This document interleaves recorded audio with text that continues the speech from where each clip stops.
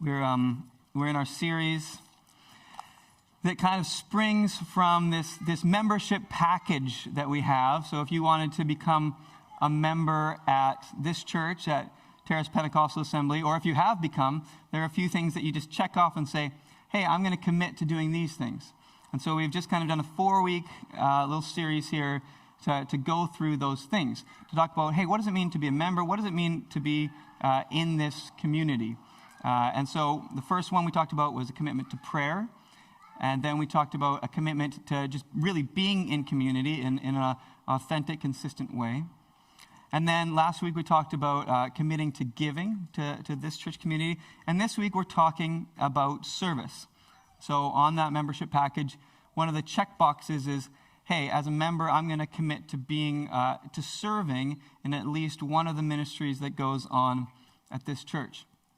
So we're talking about what that means, what that looks like to serve. Now, I want to kind of before we, or just as we get going, I guess, give a bit of a disclaimer. So I'm not going to talk a lot today about the local church specifically, and that is what is addressed on the membership package. So I want to say that before I get going. The reason isn't that I don't think it's very important to serve within the local church. I do think it's really important. The reason is that if I was going to speak on that, I would speak from this image that we find a lot in Paul's letters, which is this image of the body and every part doing their work and building one another up. But as I looked at the sermons I've done since I've come here, I've done 2 sermons with that image already. Like, I can't do that image again. So but just to say that service within this local body is really important. If you'd like to kind of get some of that body imagery, you can go back. I think the first one I did in January, it's called United in One Hope online, I think. And then the last one a couple weeks ago in Community was called Body Parts. And so they both give that picture. Or check out Ephesians 4, Romans 12, 1 Corinthians 12. Great images of how each part needs to serve the other parts so that the body would grow. So I talked about community 2 weeks ago, talking about service this week, but just want to acknowledge that the two are meant to be like closely intertwined. So with the disclaimer out of the way, let's read 1 Peter chapter 4. We're just going to read 2 verses together. 1 Peter chapter 4, verse 10 and 11. Each of you should use whatever gift you've received to serve others as faithful stewards of God's grace in its various forms. If anyone speaks, they should do so as one who speaks the very words of God. If anyone serves, they should do so with the strength God provides, so that in all things God may be praised through Jesus Christ. To him be the glory and the power forever and ever. Amen. Amen. So, because I've just read 2 verses this morning, I wanted to just give a bit more context, because, of course, you never just get verses in 1s or 2s given to you. You get the whole context. So, Peter is writing a letter to some Christians, and Christians scattered in various places.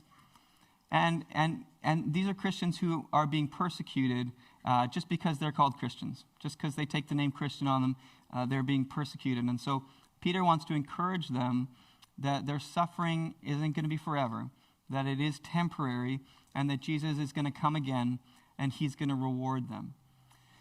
And he also wants to encourage them to then just keep living a Christian life in the midst of that, to keep living such good lives that people wouldn't really be able to nail them for anything bad, so that they don't end up suffering for criminal activities, but they just suffer for being a Christian. So that's kind of the broad gist of this letter. And then in our chapter, there's kind of this little section that starts in verse 7, and it's really connected here. And so what Peter does again, so he's talking about Jesus coming a lot. So here he says, the end of all things is near. And he says, therefore. So he gives like 4 different things we should do, given that the end of all things is near. So he says, the end of all things is near, so be alert and discipline yourselves for the sake of prayer. The end is near, so above all, keep loving one another consistently, fervently. The end is near, so show hospitality to one another without complaining. And finally, our exhortation this morning. The end is near, So each of you should use whatever gift you've received to serve others as good stewards of God's grace in its various forms. So I don't know how near the end is today, but I know that if it was near for Peter, then it's got to be near for us, right? And I know, too, that the response to the fact that the end is near is the same as it was for Peter's readers. It's to be serious about living our lives in a Christian way. To be serious about prayer, about loving one another consistently, about showing hospitality without grumbling, and about what we're going to talk about stewarding the gifts God has given us faithfully. So Peter, again, I said, like those passages I read before with Paul, he uses the picture of a body. So Peter uses a different picture here. He uses the picture of stewardship. So a steward is someone who is entrusted with a household on behalf of the master of the household. And again, this is a little bit, maybe a bit foreign for us, but we can imagine. Picture someone like Joseph in the Old Testament who comes into Potiphar's household, and he ends up being entrusted with kind of the care of Potiphar's whole household. He's a steward. And kind of in a broader sense then, that idea of stewardship has not just to do with households, but with a master or someone in authority entrusting another person with some task or something that he expects that person to deal with faithfully in accordance with the master's will. And Peter's choice of this stewardship metaphor is pretty fitting because it's one that Jesus has also used when Jesus is talking about the end or him coming again. And so in Matthew chapters 24 to 25, Jesus is talking a lot about his second coming. And when he does, he uses lots of different parables, but three of them really have to do with this idea of a trust given over to someone, and then the master's away and then comes back and says, hey, have you been faithful with the stewardship that's been given to you? The first is a story of a literal steward, a manager over a household. And Jesus says, blessed is that servant who's found faithful when the master returns. Now, the other story is about some young women who are part of a wedding party. There's a wedding happening later today. And maybe if you're a part of the party, you don't have this responsibility, but they had to get oil in the lamps, and some of them are faithful in that, and some of them are not. And then the bridegroom returns and can see which ones are the faithful. And then the last one is about some servants who are entrusted with various amounts of money to invest. And the master goes away again and then comes back and sees, hey, have they been faithful stewards? And so each of those examples kind of carry this idea of stewardship. There's this person of greater authority entrusting someone else with a task, and then going away, coming back, and seeing if they've been faithful stewards. And Jesus connects those parables then to his return. He's going away, he's coming back, and in the meantime, his people are given stewardship. And he comes back and says, have you been a faithful steward?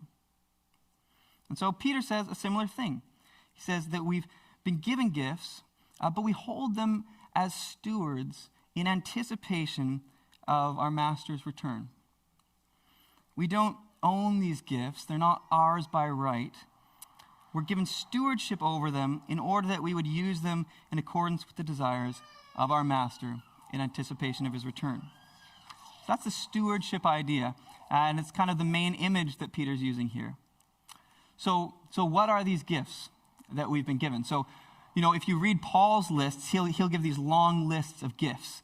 If you read 1 Corinthians 12 or Romans 12 or something like this, you see all these different gifts listed. And Peter doesn't do that. He mentions kind of speaking and serving, kind of these broader categories really briefly.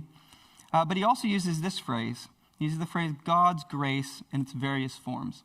And I think that phrase kind of points really to the same kind of thing that Paul does, that there's this wide variety, which again I know I've talked about, this wide variety of gifts given to each of us, and these are the gifts that we could steward.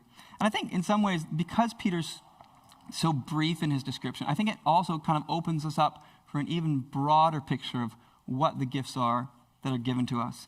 Because I think in the end, we kind of have to say that everything we have has been given to us. All that we are has been given to us. We're we're created dependent creatures. We rely on God for the air we breathe. We're fallen, we're sinful. Everything we have is God's grace to us.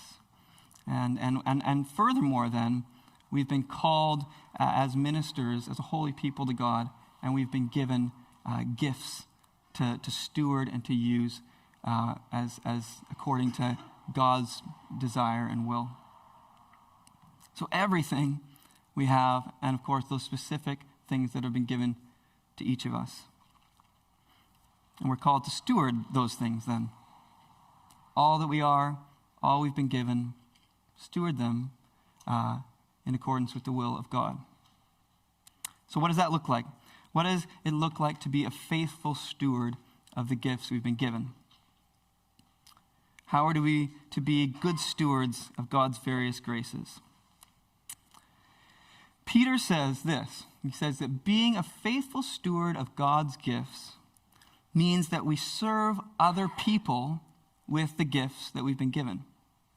To be a faithful steward of God's gifts means that we serve other people with the gifts we've been given. I think that's really cool. I think that says something really neat about who God is. That what God wants us to do with the gifts he's given is actually to serve people, to serve other people. It says that God is a God who cares about other people. That the will of the one who's entrusted us with the gift, with the stewardship, is that we would serve people with it. And so in this way then, when we serve people, when we serve other people, we're serving God as well, because we're being faithful in the stewardship he's been given us. And that's not actually a new concept. That's kind of an idea that goes through the whole Bible. So if you think about Genesis 1, there's that famous line about we're created in the image of God. And then Genesis 9, though, takes that up right after the flood, and God's speaking to Noah, and he says, if someone kills a human being, then that person actually needs to die. This serious thing. But the reason he gives is, if someone kills a human being, they should die because human beings are created in the image of God. So there's this, again, it's in the negative here, but there's this idea that, hey, when we're harming people, in some way, we're harming God, or that's connected to our relationship with God. How we treat people is involved in how we treat God. And throughout the Old Testament, that same idea is really connected, especially with poor and oppressed people. God takes the side of the oppressed, and people who oppress the poor are really quarreling with God, taking up a quarrel with God. I think it's shown best maybe in Proverbs chapter 14:31. It says, whoever oppresses the poor shows contempt for their maker, but whoever is kind to the needy honors God. So there's, again, consistently this idea that how we treat others is actually pretty bound up with how we're treating God. And in the New Testament, Jesus takes this idea kind of in the same chapters I was already referring to, in Matthew 25, verse 40, in this parable of the sheep and the goats. And Jesus gives this illustration of a king, and he says, at the end, the king will reply, truly I tell you, whatever you did for one of the least of these, my brothers and sisters, you did for me. Again, Jesus is saying, how you treated these people is how you treated me. So it makes sense then that the way to be faithful stewards of the gifts God has given is to use them to serve people. Because when we're serving people, we are serving God. And this is our God. This is what he desires. Whatever he's entrusted to us, his will is that we would serve him with it by serving other people. So, we're faithful stewards of the graces God has given us when we serve other people with them. But Peter also addresses how we do that, the way in which we serve other people.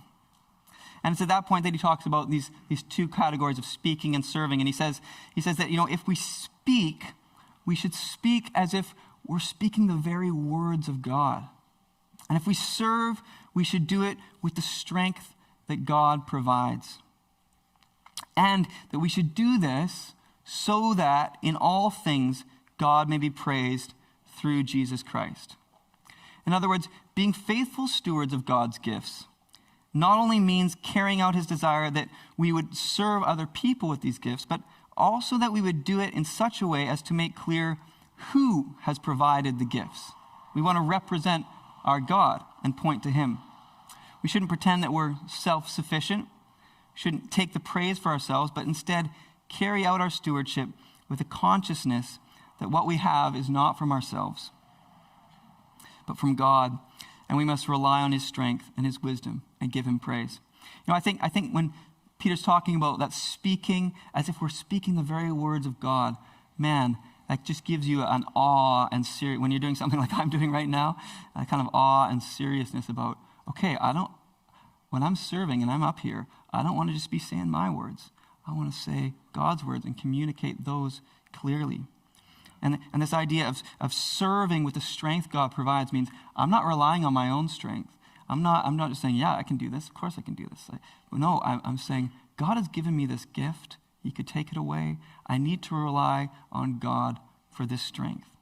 And again, when we do that, when we serve in those ways, the point is that we're acknowledging our master. We're acknowledging the one who gives the gifts. And we're bringing him praise, not ourselves. So those are kind of the two big ideas. Peter calls us to be faithful stewards of what we've received by serving other people and by relying on God, giving him praise in the service we do. So I want to just kind of ask us a couple application questions just for us to go away with, and maybe these help us to think about, okay, what does this actually mean for my life? So the first question is this: are you using what you have been given to serve other people? A few years ago, I remember God kind of challenged me on this one. And it challenged me with that story that I referenced earlier from Matthew, story of the talents, right? The servants who received this money to invest. And the challenge was really simple. It was just to do something, not just to sit on these things that we've been given, but to actually do something with. Just take an action step. And I haven't lived, an epic life or anything since that, but there have been a couple moments when I've been reminded of that challenge and say, you know what, I just need to do something. And, it was a season of my life when I was in school, and so a lot of taking in. So it's that challenge of, hey, I don't want to just take in. I want to do something.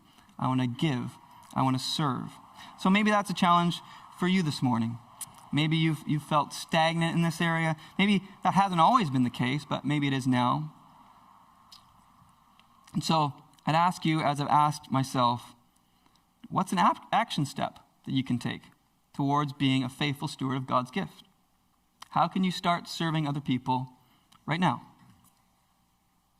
Application question number 1. Number 2, then, is the other part. Are you serving in such a way as to bring God glory? So I know in other seasons of my life, I've been doing lots. I was in an internship for a while there, and you're just like doing ministry all day. But just because I'm doing lots, that doesn't necessarily mean that I was always doing what I was doing in the way that Peter prescribed. Not necessarily in a way that relies on and glorifies God.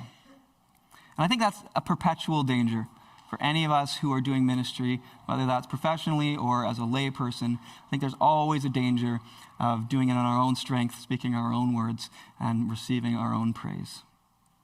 I love that. I think a few messages back when I spoke on the light shine, there's that distinction in Jesus' Sermon on the Mount between letting our light shine so that people would glorify the Father, or showing our good deeds before people so that they would praise us. So that's the question, right? How am I serving? I remember a leader in my life quoting Proverbs 27:21 to me once, and it says this: "The crucible for silver and the furnace for gold, but people are tested by their praise." And he said something like, you might receive praise and kind of like, that's a test. What are you going to do with the praise? How can we serve in such a way as to direct the praise to God and not ourselves? Because, to be honest, I like praise. I like being praised. I like being affirmed by people. It feels good. So I need to consciously be choosing to rely on God and to live and to serve for God's praise and not my own. So, for instance, I'm leading worship next week, which is really fun. I used to do that a lot. I love music. I've got a really excellent team of musicians and vocalists who are scheduled with me. And it's a great opportunity to have a lot of fun and to sound really good and to get a lot of compliments from you all after the service. So don't do that. Or it's an opportunity. It's an opportunity to seek to serve using the strength God provides and to sing to Him first and foremost. To think about those words we're singing and to bring Him praise. And I think that kind of decision is always a decision in any ministry you do, whatever it is. People could be served either way, right? You could kind of accomplish the thing either way, but how we serve people is important. We're called to serve in such a way that it brings glory to the master and not to his stewards. So, I encourage you this morning both with the practical question and with the heart and how question. What's something you can do to serve other people with the gifts God has given you and be a faithful steward? And as you serve, how can you do that in a way that relies on God and brings Him all the glory? And so, again, be a faithful steward. So, those are a couple questions. I encourage you to just go away with those. Let them speak to your heart, even as we're singing this morning. But let me pray to close, and then I'd invite the band to come back up.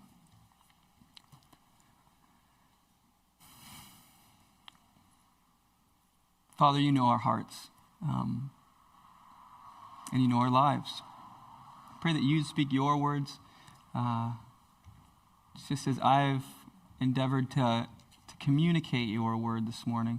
Pray that by your Holy Spirit you would speak your specific words to each heart. That you would build us up, and as you build us up, you'd empower us to build one another up in the way that you ask us to, God, to serve and to bring you praise. Pray you'd speak to us this morning and empower us that we could serve and we could all grow together in your name. Amen.